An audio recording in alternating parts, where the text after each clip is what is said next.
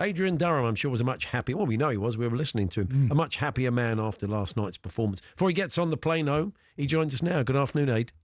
Yeah, much happier. How good was that? We're going to win the World Cup. Yeah, let's not get carried away. Adrian, why did you take that whistle into the ground last night? Yeah, I thought that was a bit much. Honestly, it was a bit much. They were desperately trying. I thought the players did well despite that, actually, because it was quite loud. And there were many times, I don't know if you heard the commentary with Jim Proudfoot, thought it was full time when and it wasn't actually the full time whistle.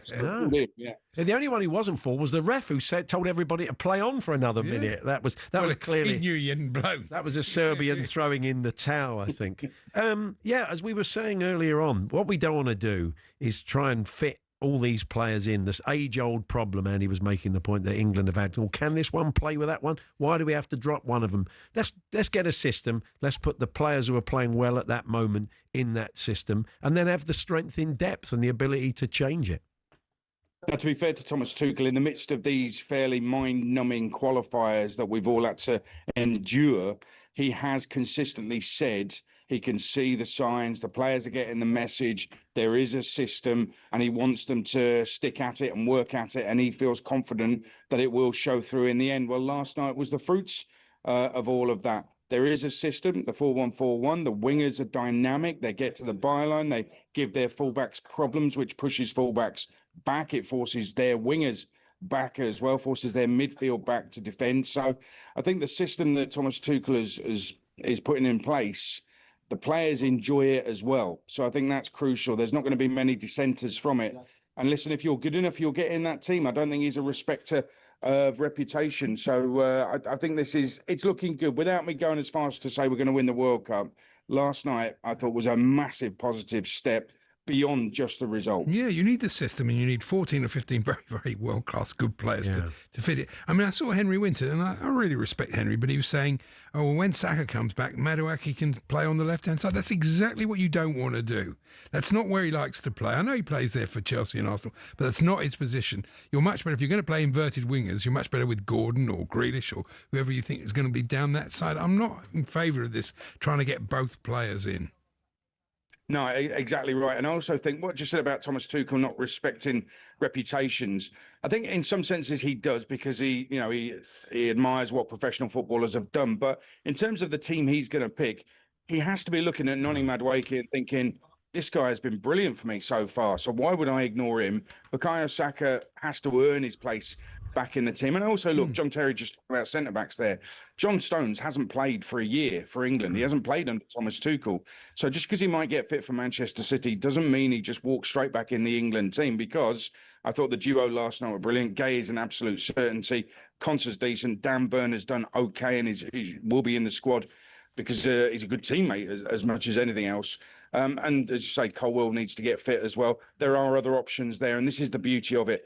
For example, at left back, I thought we had a massive problem at left back, and then in the last few months, all of a sudden, there's 2 or 3 options, and we're going to be okay in that position. One thing Tuchel does do, sorry, Paul, it's all right, is he plays Reece James in his proper position, even if he's a bit inverted. He plays him to get crosses in, as opposed to Chelsea sort of play him as a right half, which I don't really understand when you've got one of the best fullbacks in the world. But there you go. Yeah, and he's so good when he's fit, and we're just hoping he stays fit, because this could be the end of Trent Alexander-Arnold's international career. When you think about it, Reece James stays fit. Does Trent get back in? Probably not. As good as he is, he's got to have a real good run at Real Madrid and produce at Real Madrid to even get back in the England squad. So Reece James staying fit, I think, is crucial for England to operate at full pelt in that right back position. I think he's been excellent in this camp. We shouldn't get carried away, because we've had these kind of statement wins before. Remember the 4-1 against Croatia, the Walcott game under Capello, the infamous 5-0 where Germany went on to play in the final. Look, we have to put it in perspective, don't we really, Adrian? We do, yeah. And I think when you go back to those games, there was a lot of playing on the break. In those 2 particular games you're talking about, the Croatia away with the Walcott hat-trick, the 5-1 in Germany with the Owen hat-trick. There was a lot of playing on the break. The opponent, the home side, had the ball a lot. With this one last night, England dominated from start to finish. The tempo was so high. In the first 10 minutes, you go back and watch the first 10 minutes, it was phenomenal. And a little bit of rustiness in terms of the final ball in. Otherwise, it could have been 2 or 3 up in the first 10 minutes. Eventually, they made the breakthrough. And what we really loved about it last night in the talkSPORT commentary with Stuart Pearce was the fact that even at 3, 4, 5-0 up, they didn't take the foot off the gas. They just wanted more and more goals. I absolutely loved that about that performance. It was never going to be a case of, right, we're 1-0 up, let's shut up shop, see where we go. And this is one of the things levelled at Gareth Southgate. And you all know I'm a big admirer of what Gareth did with England from start to finish. It was monumental. And I'm not sure anybody else could have done that particular job with the baggage England have got. But in the 2 finals he reached, we went 1-0 up and sat back. We got to 1-1 against Spain and sat back for extra time and lost it. So I don't think, on the evidence of last night, I don't think Thomas Tuchel is going to be that kind of guy. No, as we were saying earlier on to Terry Butcher, that just how disappointing Serbia were. We expected a lot more from them. We expected them to be a bit more progressive and a bit bolder. And Stojkovic really got it wrong, didn't he? And so they were left without a shot on target. So he'll be under a bit of pressure today, I'm sure. Well, he's under pressure mainly because he's a big supporter of the president here in Serbia, and the fans were chanting about that during the game. So that's a big problem for him. I can't see him with a future as Serbian coach. But in terms of the system that he used last night and the people he played, the players he picked, we were all absolutely stunned by the subs bench. So, yeah, it was a really strange one from him. A game Serbia had to win and they got it badly wrong, but England properly put them to the sword. Your marks, Adrian, did anybody get a bad one, or were they all sort of 9s and 10s yesterday? Well, Stuart and Jim have been ribbing me about the marks. They think I've overhyped Jordan Pickford's performance. I've got a little bit of a problem because Jordan Pickford's so hard to mark because if you look back at these qualifiers, there's been several games where he hasn't had a shot to save. There's been nothing on target from the competition. And the last 2, Andorra and this one last night, nothing on target. So, well, how do you judge him? How do you give him a mark? Well, I look at his distribution. There was a little glitch in the second half.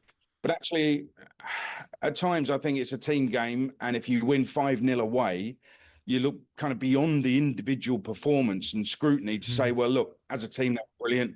Let's all give them a minimum 7. So, yeah, there were some big marks. There were 4 9s, including Tuchel. Morgan Rogers got a 9. Elliot Anderson got a 9 as well. Madueke got a 9. So, yeah, listen, if they play well, I'll say they play well. If they play badly, I'll say they play badly. It's not rocket science. It's fair enough. Yeah. Morgan Rogers, that's his best game for some time. It hasn't been brilliant for Villa so far this season, but he was terrific last night. Yeah, fantastic. Well, Adrian, we'll let you get on the plane, but we'll catch up with you soon. All the best. Cheers.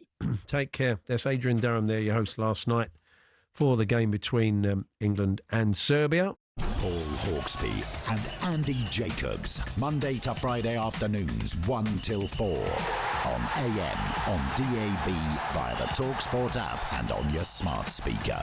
talkSPORT.